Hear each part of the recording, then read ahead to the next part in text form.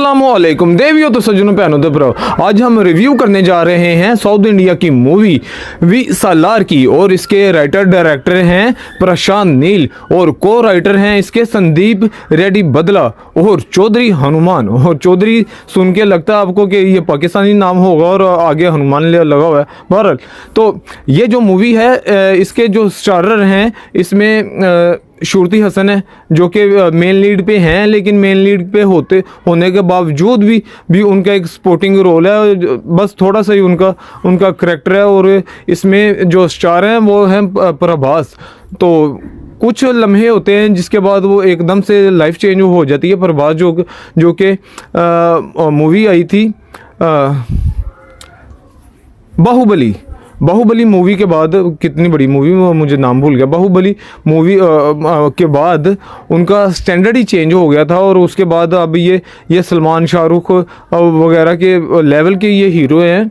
और ये जो मूवी है ये बहुत ही बड़े एक्शन वाली ये मूवी थी। और आजकल तो ये ट्रेंड है कि ये देख के अंदाज़ा लगाया जाता है कि इसकी सिनेमा कलेक्शन कितनी है। बहरहाल ये जो मूवी है ये आप अपनी फैमिली के साथ देख के इंजॉय कर सकते हैं। और ये बहुत ही बड़ी एक्शन मूवी है। और इसमें क्या एक्शन दिखाया गया है कि ऐसे बाजू काटे जा रहे हैं, ऐसे टांगे काटी जा रही हैं। लेकिन इस मूवी में एक बहुत बड़ा लूप होल ये है इस मूवी में कि इसकी जो स्टोरी है वो इनकम्प्लीट है।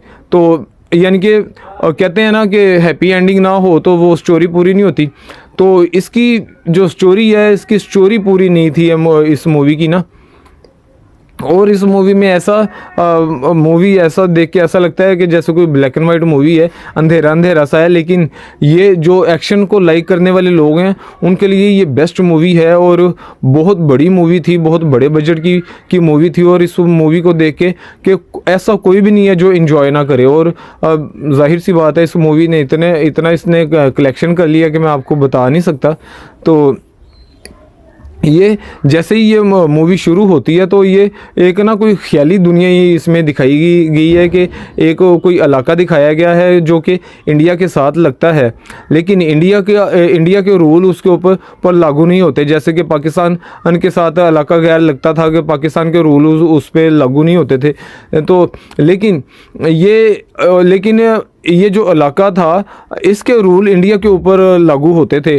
और जितने भी बुरे काम हम इंडिया में होते थे तो उसमें से एक शेर जो है वो इनके लिए जाता था। और कोई भी इंडिया की आर्मी पुलिस बकौल इस मूवी के वहाँ पे कोई नहीं जा सकता था। और इसका एक दिखाया गया था कि एक जो इनका बड़ा वाला सरदार है उसने जो भी ये इलाका था उसको हिस्सों में डिवाइड कर दिया था। और 107 हिस्सों में डिवाइड कर दिया था और उसके हिसाब से कड़े रखे गए थे। तो जो छोटे सरदार थे उनके लिए एक पतला कड़ा था, जो बड़े वाले सरदार थे 8 सरदार थे बड़े वाले, उनके लिए एक दरमियाना कड़ा था। और जो सबसे बड़ा सरदार था उसके लिए एक सबसे बड़ा कड़ा था। तो जो सबसे बड़ा वाला सरदार था उसके मरने के बाद एक दूसरे कबीले के सरदार ने उनका बादशाह बनना था, बादशाह या सरदार जो भी आप कह लें वो बनना था। लेकिन ये जैसे ही वो सरदार मरा तो उसका जो बेटा था उसने गद्दी छोड़ने से इनकार कर दिया और रातों रात सारा कत्लेआम करना शुरू कर दिया। और वो चाहता था कि इनका एक बंदा भी ना बचे, लेकिन उनका एक बच्चा बच गया जो कि बड़ा हो के वो बना प्रभास। और ये जिसने कत्लेआम करवाया उसका एक बेटा था, तो वो उसका बेटा और वो जो ये था सलार, ये दोनों बच्चे थे और ये आपस में बहुत क्लोज दोस्त थे। और ये जैसे ही मूवी शुरू होती है तो एक इसका जो सरदार का एक बेटा था, और यानी कि ये स्टेप ब्रदर्स इसमें दिखाए गए हैं। तो इसका जो एक बेटा था जो ये मेन सरदार है उसका उसके यानी कि 2 बेटे दिखाए गए हैं, दोनों स्टेप ब्रदर दिखाए गए हैं। तो दोनों की आपस में टसल है, लेकिन एक प्रभास का दोस्त है, वो उसकी नाक की नथली छीन लेता है और वो कहता है कि नथली दे दे। वो कहता है कि जब वो जो पहलवान है उसको अगर आप गिरा दोगे तो आपको नथली मिल जाएगी। प्रभास उस वक्त 9-10 साल का बच्चा होता है और वो बिजली की वायर काट देता है, और वो जैसे ही वो उसके साथ लड़ना शुरू होता है तो वो बिजली की तार वो गिरती है, उसको पकड़ता है और वो हार जाता है। तो साथ ही नेक्स्ट सीन में दिखाया जाता है कि वो सारे बड़े हो गए हैं, बल्कि बड़े होने से पहले।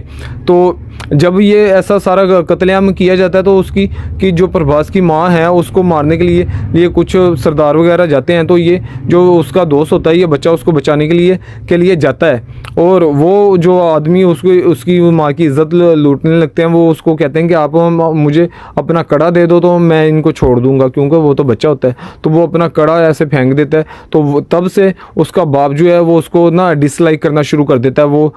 तो और जो प्रभास है वो अपनी माँ को लेके तो वो कहीं दूर चला जाता है, जिसका किसी को पता नहीं होता। और ऐसे ही फिर क्या होता है कि वक्त गुजर जाता है तो बाहर से एक लड़की आती है जो कि शूरती हसन है अपनी माँ की अज़दियाँ लेने के लिए ना।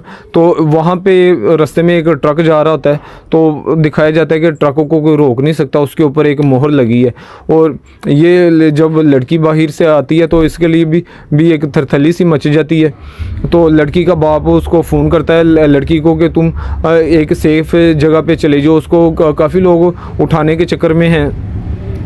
तो वो एक बंदा दाढ़ी वाला उसको लेके प्रभास के पास चला जाता है। प्रभास बहुत तो वहाँ पे शरीफ दिखाया गया है, लेकिन जैसे ही वो लोग ट्रेस करते हुए प्रभास के पास आ जाते हैं वो लड़की को लेने के लिए, तो तब एक्शन जो कि आप सोच भी नहीं सकते इस किस्म का एक्शन शुरू होता है।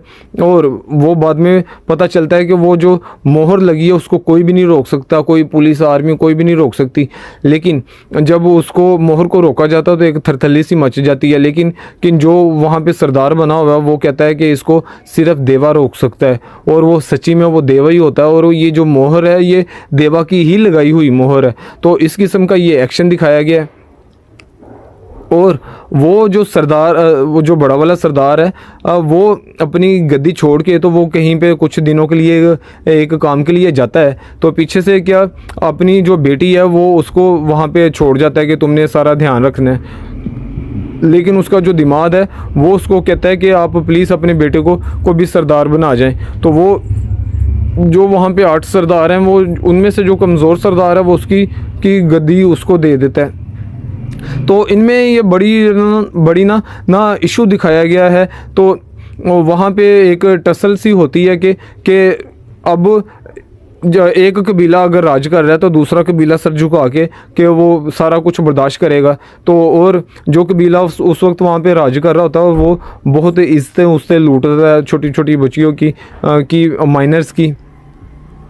लेकिन वो जो बंदा है वो ये वही वाला बंदा सरदार बन गया जो कि प्रभास का दोस्त है, और वो प्रभास को वहाँ पे बुला लेता है। अब ये सारी स्टोरी सुनाई जा रही है शूरती हसन को, और ये इस किस्म का एक्शन दिखाया जाता है कि वो सारों को वहाँ पे मार देता है, और वो जो आदमी इज़्ज़त लूटने के लिए आया होता है वो उसको भी मार देता है। तो इस किस्म का ये चलता है। और वो एक जंग बंदी की होती है, और वो जंग बंदी के दौरान ही वो सारों को मार देता है। और फिर वो तय करते हैं कि रात 12 बजे के बाद ही ये सारा कुछ दोबारा से जंग बंदी शुरू हो जाएगी, तो यानी कि ख़त्म हो जाएगी, तो बस लड़ाई होगी। तो इस किस्म से जाके तो वो बहुत ही आला किस्म का एक्शन इसमें दिखाया गया है।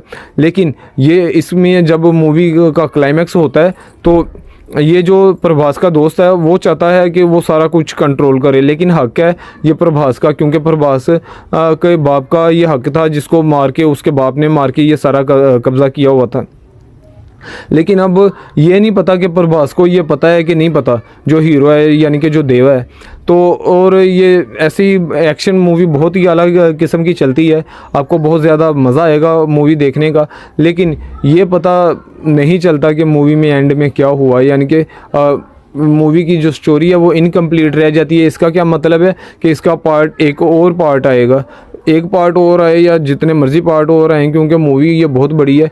और जिन्होंने मेरे चैनल को अभी तक सब्सक्राइब नहीं किया, प्लीज़ मेरे चैनल को सब्सक्राइब करें और वीडियो को लाइक कर दें, क्योंकि मुझे है आपके हेल्प और सपोर्ट की ज़रूरत।